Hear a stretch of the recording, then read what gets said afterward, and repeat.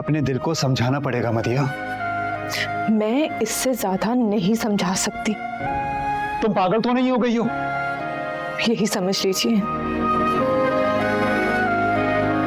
देखो मदिया, मैंने तुम्हें अपनी फुप्पो की, ताया जान की, इस घर की इज्जत का वास्ता देकर कहा था कि ऐसी कोई बात, ऐसा कोई काम मत करना जिससे हमारा सर खालिद के घर वालों के सामने शर्मिंदगी से झुक जाए। ऐसा कुछ नहीं कर रही मैं।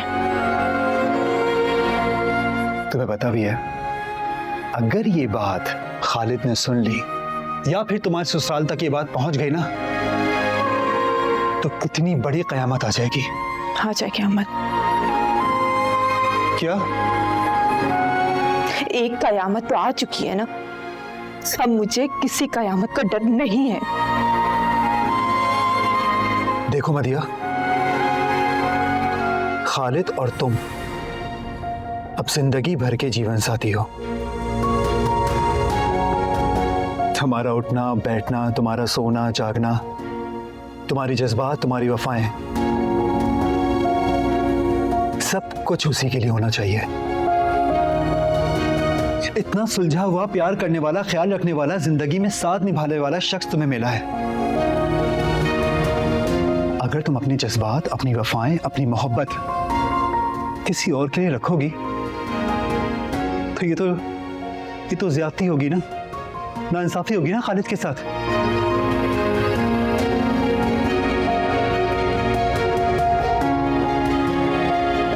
बल्कि ये तो गुनाह है।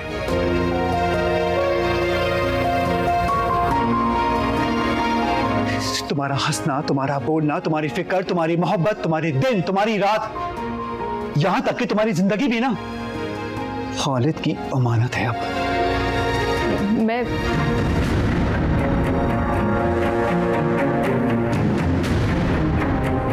खालिद के एतमाद को और उसके एतबार को ठेस ना पहुंचाना। मैं क्या करूं? मैंने जिंदगी का एक पल भी आपके बगैर गुजारने का सोचा तक नहीं।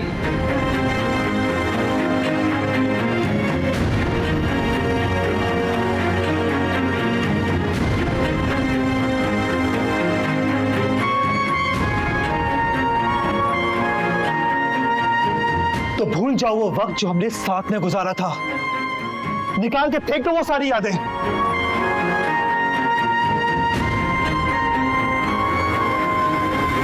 जो चीज मेरे बस में ही नहीं है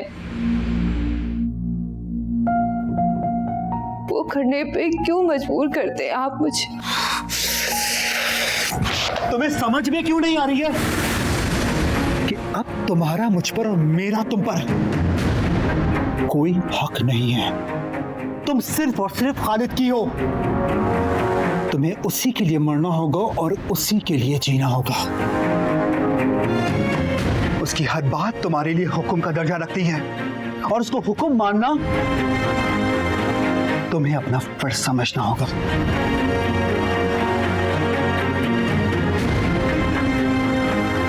जाओ यहां से, जाओ यहां से।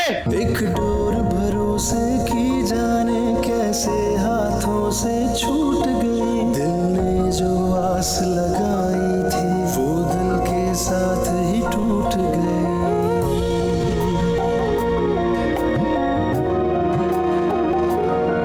जिसको हमने अपना माना वो पल में हो गया बेगाना। क्या शिकवा करते लोगों से, किस्मत ही अपनी रूठ गई।